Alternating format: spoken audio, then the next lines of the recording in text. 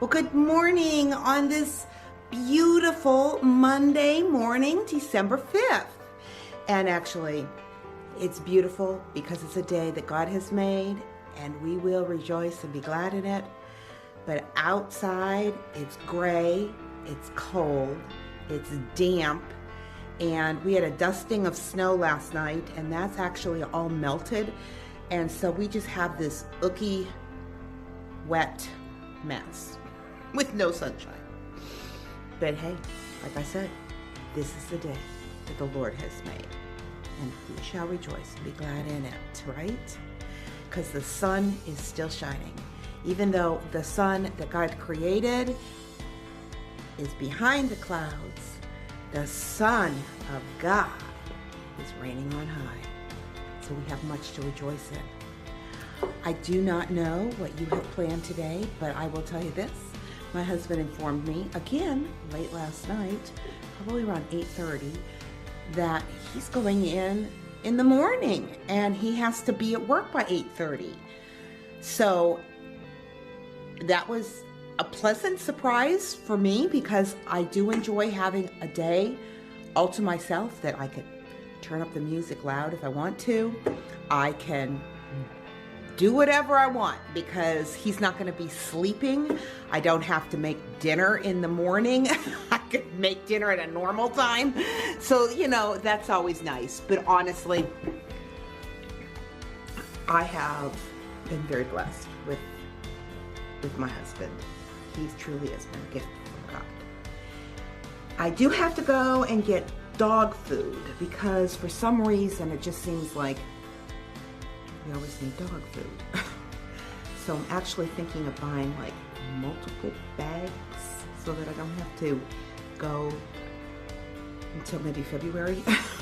But anyways, and I buy a big bag, but you know, with 3 dogs, you go through it. I'm not really sure what I'm going to do today. I've been thinking about wanting to figure out a cookie recipe that will work in my Wilton cookie press that would be gluten-free, and I'm a little hesitant to really do that because, well, as you know, a lot of my gluten-free stuff I have not really been successful in. There's some, like my muffins and a couple breads that I did are really good, but I just haven't been really successful in trying to convert anything from, or to, I should say, a gluten-free. So we'll see how that goes, but I will talk to you throughout my day, and you have a good one. Just got back just a little while ago from going to the post office and getting the dog food. I finally made it there. I was supposed to have been there last week, but we needed to send back another water sample from our furnace. If you remember, I had sent in a water sample, and we got a notice back from them asking for us to send another one. They said, do not add more conditioner. They just needed to retest it again.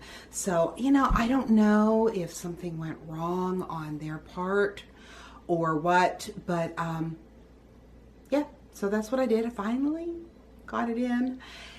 But I wanted to show you the dog food that I picked out. If you remember, I had said that we had switched dog foods, same brand of dog food, but we had decided to go with a higher quality of food.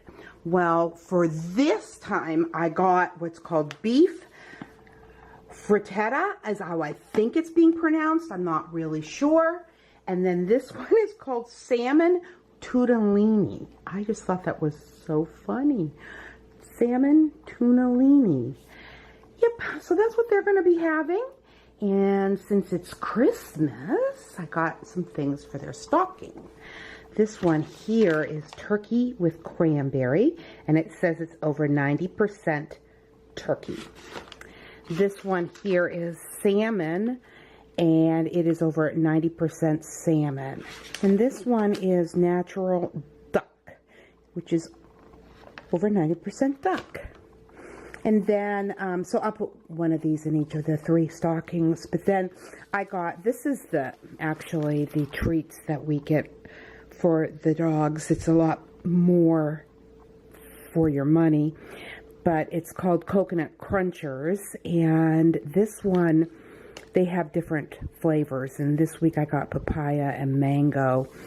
So they have a peanut butter one. They have blueberry and something. They have just a lot of different types. The dogs really, really enjoy them. But then what I did on Saturday, I was trying to be really efficient, knowing that we were going to be going to Tionesta Sunday morning and that we would have to leave like an hour and a half early and it was going to be a lot later getting back. And so on Saturday, I had cooked up and made myself some beef broth with some beef and some beef bone, and I had cooked it and made a nice broth and cut up the meat and strained it and all that, and I had put it in the refrigerator so that on Sunday morning when I got up, I ended up cutting up some of those little potatoes like I told you about before, but this time I quartered them and adding onion and adding some carrots and parsley and salt and pepper and all that, and I put it in the crock pot on low so that when we would be back from church from Tionesta that we would have something to eat. And it didn't quite turn out that way because what happened is the one couple from Tionesta asked us if we would like to go and have lunch with them. So we decided that we would do that, and they took us to a wonderful little Italian restaurant named Maria's in Titusville. Now, Titusville is the little town that I filmed all those beautiful old buildings and the shops, and that with the Christmas shop and the consignment store. That's the little town that we went to and had lunch. We had a wonderful afternoon too. It was just really, really nice. And here the lady used to be a missionary to China for over 10 years. So that was exciting. So guess what that means? That means now, as you can see behind me here, where's the crock pot? The crock pot is on because I just took it out of the fridge, put it in the crock pot, and I'm just going to rewarm that vegetable beef soup. And so when Rick comes home, he'll have a nice hot meal. And that kind of means that I don't know what to do with the rest of my day. I'm so used to making dinner at 9:30 in the morning, and this has just been this really nice, laid-back, wonderful day, and everything is really quiet, and the dogs have been like sleeping most of the time, and yeah, so I'm not really sure what I'm going to do now. I really don't need to go Christmas shopping, not really. I do have to get something for Rick, but I don't really know what to do there. As for the other Christmas gifts, which I cannot tell you what they are because some of them watch this vlog, I thought I would show you what my soup looks like. So it's nice and hot now, and it did. It took about 6 hours for it to really heat back up and be nice and hot. Probably because it was in the fridge and it was just really cold. That's probably why it took that long. But yeah, that's my soup, and poured myself a bowl here, and I'm just going to put some fresh Parmesan on top a little bit, and as you can see in the background there, I have 2 different kinds of gluten-free crackers. This one is herbs, and this is just a gluten-free with sea salt. This is probably going to taste a little bit more like a normal cracker that you would be used to, while this one is, yeah, it has the flavors of the rosemary and that going through it. So very good crackers, but I prefer more of a regular cracker, you know, just a plain, I guess is what I mean, cracker with my soups. The place where I'm getting my eyeglasses just called, and my eyeglasses are in, so I'm going to run over there because they're only about 20 minutes away from me and get my new eyeglasses so I can finally see, because these are almost useless. They only will work for me for driving. I can't do anything else with them. So I'm excited and on my way. So next time you see me, I'll have new eyeglasses. Well, good evening. I hope everybody's had a really good day. As you can see, I got my new glasses. But I have to admit that one of the things that I will look forward to the most when it comes to eternity in heaven is going to be perfect eyesight. Because as I have gotten older, my eyesight has deteriorated to a point where it's actually very difficult sometimes. Like right now, even though I have this brand new camera, and this is such a nice camera that the lens is facing me, but the screen is facing me also. It has a flip screen. So I can see what you're seeing. So I can make sure that I have the camera in the right place and it's like focusing on the window instead of on me. And I'm blurry. To me, I'm blurry. And this camera is probably sitting less than 3 feet away from me. Probably more like 2 feet. And I'm blurry. That is bad for brand new glasses. Yeah.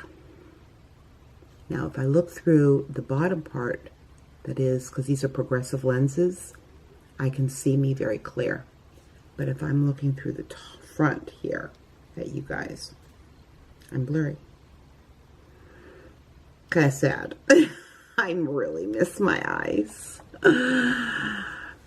But today I would like to share 2 Corinthians chapter 12, verse 9. And again, I'm going to be reading it in the New Living Translation. And one thing I want to say is that when I read in different translations, I'm only reading in the different translations because that helps bring my point. Because sometimes it just helps make it a little clearer. But in 2 Corinthians 12:9, it says, each time he said, my grace is all you need. My power works best in weakness. And that's kind of what I want to talk about, is our weaknesses. You know, porcelain is known for its strength and its translucence. Now, you also have to realize that strength is a relative term. While porcelain is strong, and it's strong for a fired clay, it still easily chips, cracks, and breaks. It will never win a battle against a slate floor. But this weakness doesn't make porcelain less attractive or desirable. In fact, its delicacy adds to its beauty. Fine porcelain is so translucent that the shadow of the hand of the one holding it can be seen through it. That's remarkable. And you know, the same can be said of you and I. No, you and I. It's true that God's a source of strength, but you and I, we're fragile. Even our areas of greatest strength hold weaknesses and vulnerabilities. But God can use all, you and me, even with our weaknesses. And He can do amazing things. So when you feel small or incapable of handling a task you know you have to face, pray to God for His power to work mightily in your life. Remember to look for the shadow of His hand gently holding you close. When you're weak, God's strength has a chance to shine through you in unexpected and beautiful ways. Johnny Erickson Tata said this quote, "Each one of us is God's special work of art. Through us, He teaches and inspires, delights and encourages, informs and uplifts all those who view our lives. God, the master artist, is most concerned about expressing Himself, His thoughts and His intentions through what He paints in our character. He wants to paint a beautiful portrait of His Son in and through our life, a painting like no other in all of time." That's beautiful, because He's not a respecter of persons. He loves each of us, not more and not less. And He desires to work in each of us for His plans and His purposes, to bring glory to His name and to draw all people unto Himself. And I'll leave you with that. And remember, as always, life happens, so let's enjoy it. And whenever you face a situation where you feel as though you are not efficient enough or not capable of it, with God,